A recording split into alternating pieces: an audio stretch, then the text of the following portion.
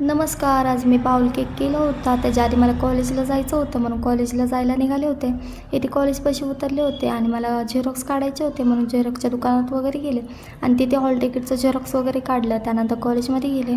इथे सरांची सिग्नेचर घ्यायची होती, त्याच्यावरती घेतली वगैरे आणि घरी यायला निघाले होते. जाता जाता नारळ पाणी वगैरे पिलं, डोसा पण खाल्ला होता आणि इथे मी केक शॉपमध्ये आले होते. तिथे मला केकचं थोडंसं सामान घ्यायचं होतं, ते घेतलं वगैरे आणि घरी यायला निघाले होते. घरी वगैरे आले त्यानंतर इथे डार्क कम्फर्टर चॉकलेट मी फ्रीजमध्ये ठेवलं होतं आदल्या दिवशीच मेल्ट करून आणि ते मी प्रेमिक्स घेतलं होतं चॉकलेटचं. त्याच्यामध्ये 2 चम्मच इतकं ऑइल टाकलं आणि ते चांगलं पाणी टाकून मी मिक्स केलं जेवढं पातळ लागेल तेवढं.